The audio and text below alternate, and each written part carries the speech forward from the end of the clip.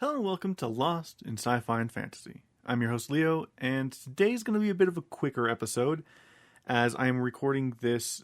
This is the last kind of pre-recording that I'm doing before the big move.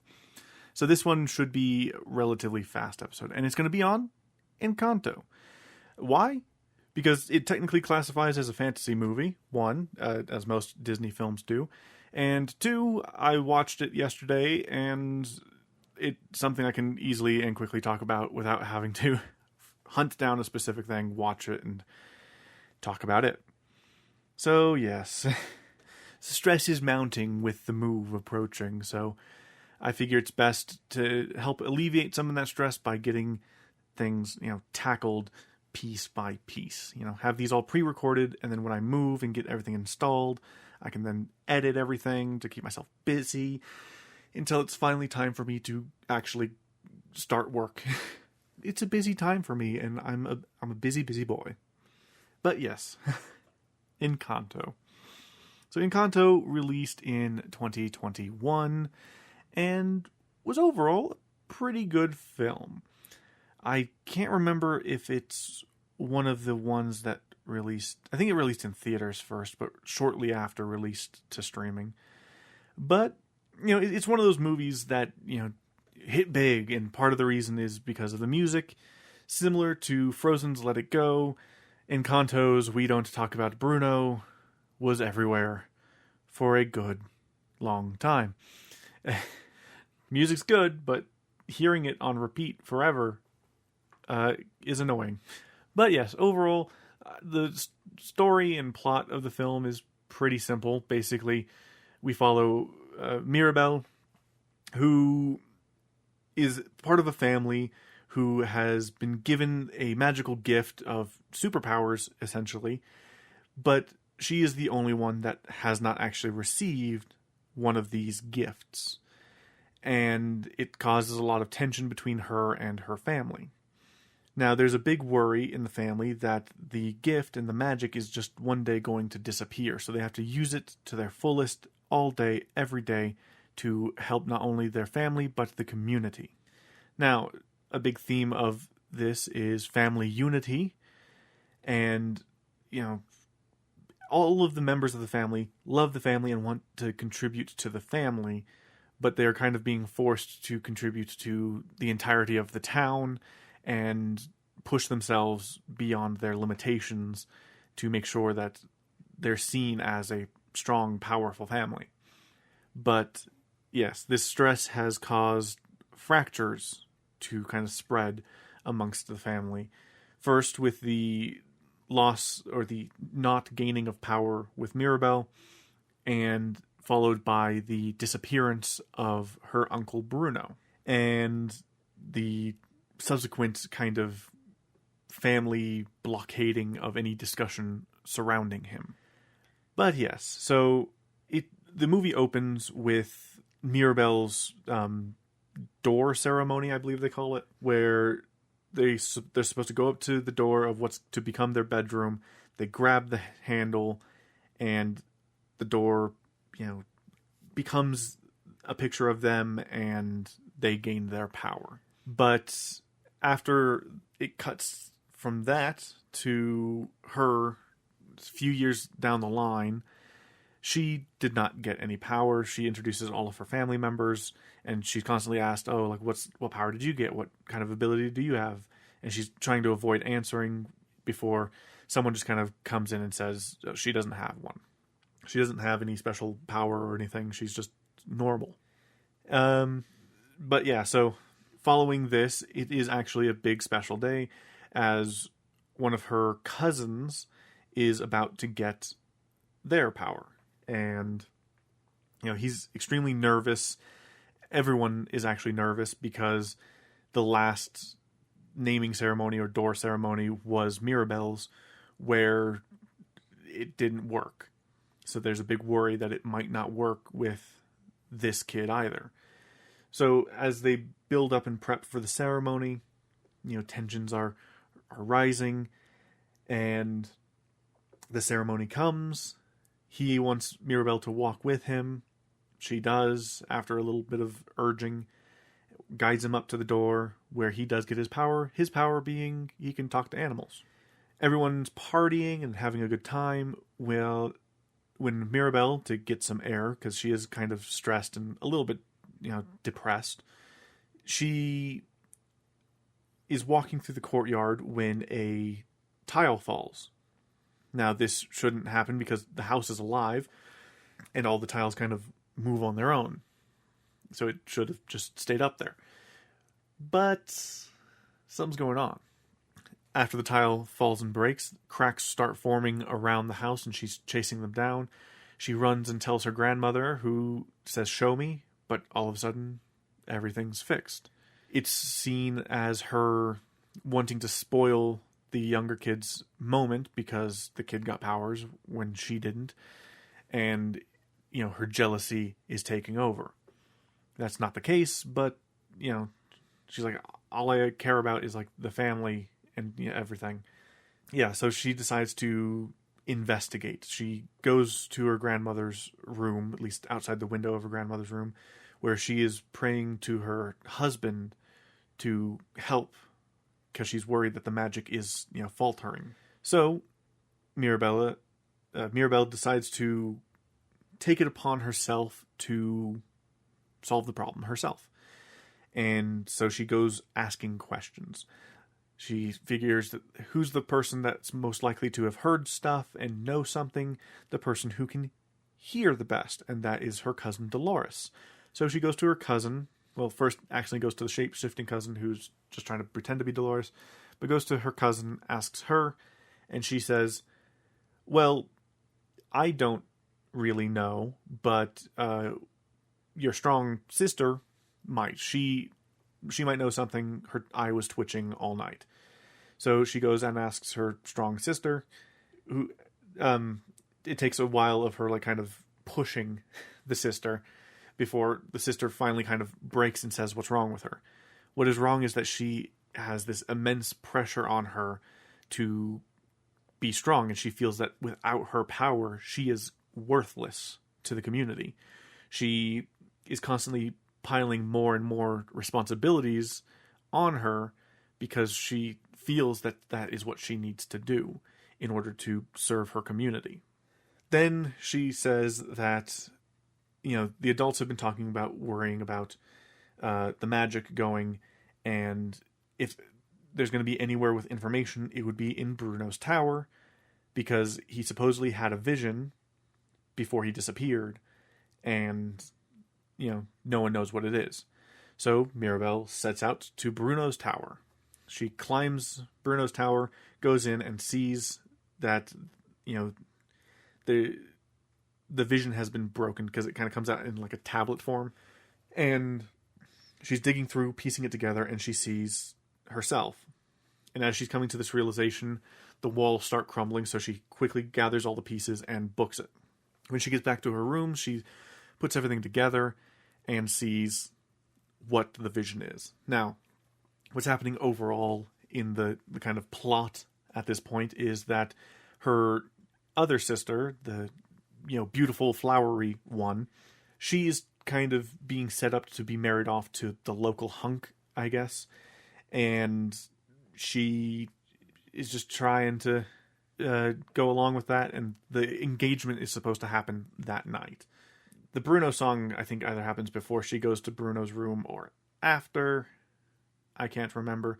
But there's the question, actually I think it's before. Basically, she asks her aunt, like, why don't we talk about Bruno? Like, what's up with that? And it's explained that all of his visions came true. And it was a massive stress on the family that, whenever he came up with a vision, it was certainly at least seen as negative and, caused problems. For example, on the aunt's wedding night, he said that it was going to rain, and thus a hurricane came in. He told a guy that he was going to lose his hair. He lost his hair. He told a woman that her fish was going to die. It died.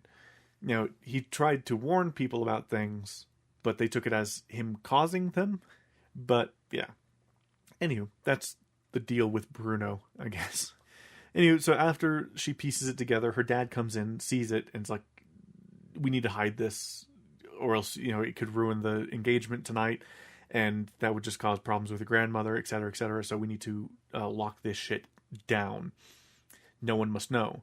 But Dolores, who can hear a pin drop a mile away, heard, and so there's the issue of she's almost certainly going to tell everyone, and she does. There's a cute scene where something blocks Mirabelle's sight of Dolores or one of the family members, and the information slowly passes along, and eventually the tablet ends up in front of the grandmother. So Mirabelle has to kind of escape and go find more answers, I guess, where she discovers that behind one of the paintings in the house is a hole in the wall. And behind the hole in the wall is Bruno. Bruno has been living in the walls of the house, and he has actually been patching up all of the cracks that have been happening in the house and doing his best to keep the house together. He also explains the circumstances behind the vision and his disappearance. So the grandmother asked for the vision after Mirabelle didn't receive any abilities. So he decided to look into the future and saw that she was either going to save the family or destroy the family. Basically, she was the linchpin of the family's future, and it could be interpreted either way. He decided to destroy the prophecy and disappear because he, one, felt that his prophecies brought nothing but grief. Two, if this prophecy got out, it would cause nothing but trouble for Mirabelle. And he just decided it would be best to move himself away. Now, he couldn't leave because, one, the mountains around the place, and also he just couldn't bring himself to leave his family. He loves his family. All of them love their family, but they try to put their duty ahead of that love for their family. So, yes, so she decides to have him do another vision to look further, to try to see what the linchpin of, saving the family is. And when they do look again, she finds a golden butterfly, which gets led to her embracing someone outside the candle. And that someone is her pretty sister, the one that's all flowery. Now, she is annoyed at this because she doesn't get along with her sister. She feels that her sister has had a perfect, flawless life and whatnot, and that she's been taking it for granted.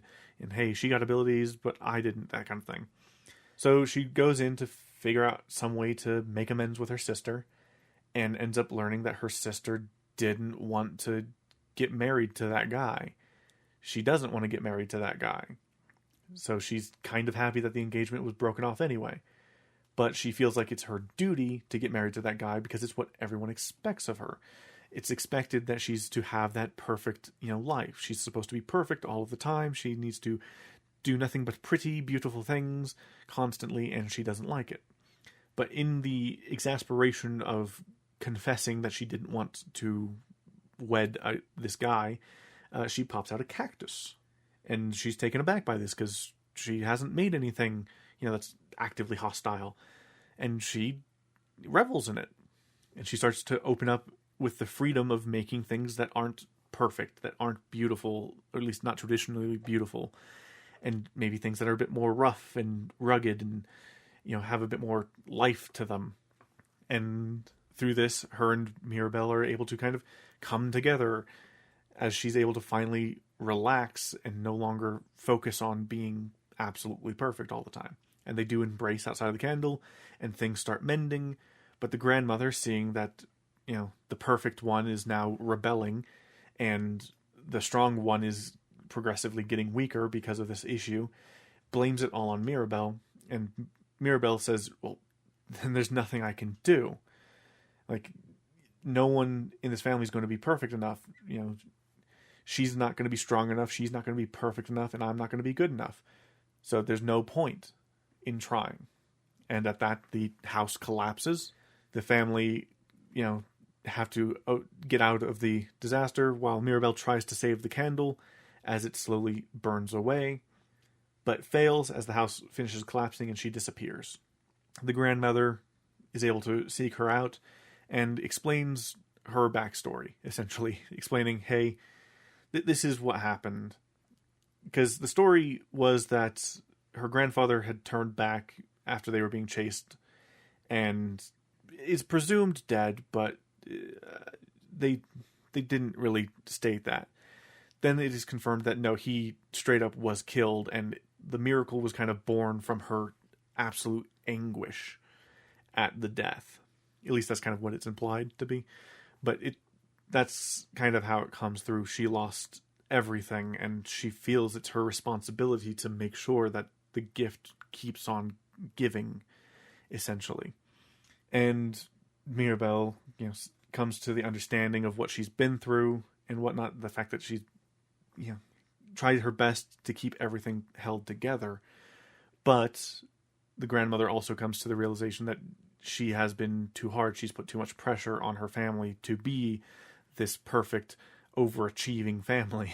So they go back with Bruno, because Bruno comes out too late and tries to save Mirabelle, but it's a bit too late.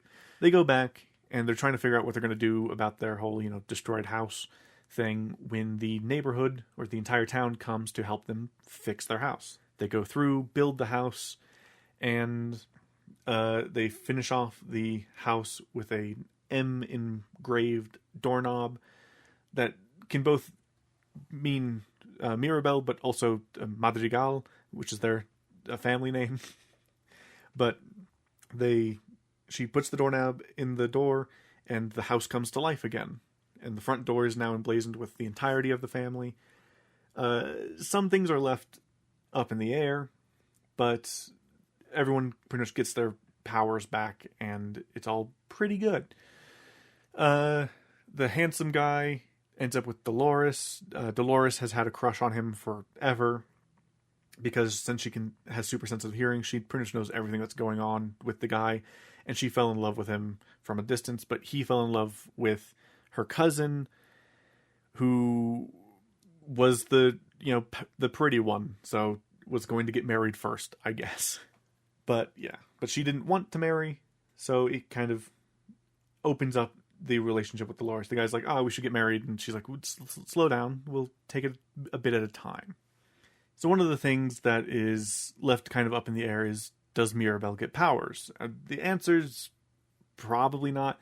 A lot of people assume that, her communicating with the house and whatnot is kind of her power, but not really. Her whole thing is trying to keep the family together. Though, a lot of the destruction of the house and whatnot seemed to be tied to Mirabelle and whatnot. But the question that's kind of left mostly up in the air is, does she get a room? See, because of the fact that she didn't, get a room when she was a kid and didn't get a power, the door literally disappeared. There was the big question of what to do with her, so they left her in the nursery. Because all of the kids go into the nursery until it's time for them to see what their power is. Once they see what their power is, then it's kind of figured out from there. But yeah, it's a whole thing. Overall, it is a pretty good movie. The music is fun. Immediately after the main film was released, they released a sing-along version. There's I think a live actions concert version of it, all on Disney Plus. It's a bit silly and a little bit overdone, but overall it's fun, and it does what a lot of Disney movies do, and it just kind of, it has those earworm songs that just kind of stick around long after the film, and you're just kind of stuck with it until the next one. Luckily, I don't think there's been another movie. Yeah, Wish was supposed to be the next one, but that movie's kind of universally hated, so it didn't really have a song that kind of popped out of it and stuck around, whereas this one did. It's kind of very interesting to track how that goes. But yeah. Of course, a lot of the music was written, or at least most of the music was, if not all, was written by Lin-Manuel Miranda, who, especially around this time, was extremely popular for things like Hamilton and whatnot. And it was part of his continued rise. And Haven't heard a whole lot from Lin-Manuel Miranda of recent, I don't think. But he does still do stuff. He acts in things. I know he was in the Mary Poppins sequel. But yeah, it's a lot of fun. What am I going to be doing next? A lot of the animation is really fun during like the music sequences.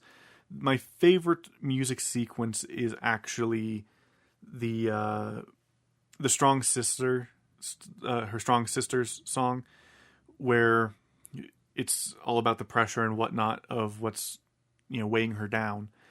And a lot of the sequences do have a flow to them where you kind of question, like, is this actually happening? Probably not, but it's a bit weird anyway, because she's reacting as if stuff's happening. Just like how when her grandmother has that flashback about what happened, we see Mirabel standing there reacting to what's going on, which is a bit odd, but, choices have been made. But yeah, it's a really fun movie, very well animated. I don't think it'll ever get a sequel, unlike other movies, but, there were other movies that didn't necessarily need a sequel, like, technically Moana didn't need a sequel, yet it's getting one. Frozen didn't need a sequel, yet it got one, and it's getting another, supposedly. It's Inside Out didn't really need a sequel, but it got one. So we will see whether or not this one ends up with a sequel. It's unlikely, even though it was extremely popular, because what else do you do? The magic gets threatened again? Maybe an actual outside force is responsible this time. Who knows? Otherwise, I don't really see it happening, which it doesn't need to. Not everything needs a sequel. But yes, again, I do recommend it. It is very fun. Be careful watching it around kids, because they'll be wanting to watch it on repeat forever, because that's what kids do. But with that, what am I going to do next? I don't know. This is the last episode that I have to record before I go, because the episode that I recorded before this comes out on the 22nd, and this one comes out on the 29th. This one that we're recording right now will be released while I'm out in the field, and it will be a couple of days before I get back from the field. So it is very likely that the next episode will be, what's it called? Grave Descent. I will probably do that, because that is going to be the first book that I take out with me. I've started reading it already, but that I should finish it while I'm out in the field. In theory, at least. So that is probably what's going to be the next episode to release on the 5th. But with that said, hopefully you guys look forward to that and the weirdness that is going to be coming up. Pre-recording these has been a bit of a nightmare. I don't like how short they end up, but with the stress of everything that's going on, it's probably for the best. Because at least I'll be able to edit them pretty fast and get them, pre-uploaded and pre-put together. And that's all I can really ask for at the moment, to be honest. And with any luck, the challenge won't go terribly impeded. I pre-recorded it. It's fairly long, and I can take my sweet time editing it. But yeah, with that, I think that's it. Thank you guys so much for listening. If you guys liked this and you're listening on YouTube, feel free to give it a like, comment, and subscribe. Or you can rate and review it on any podcast catcher of your choice. But with that said, thank you guys once again for listening. I will talk to you guys next time. Goodbye.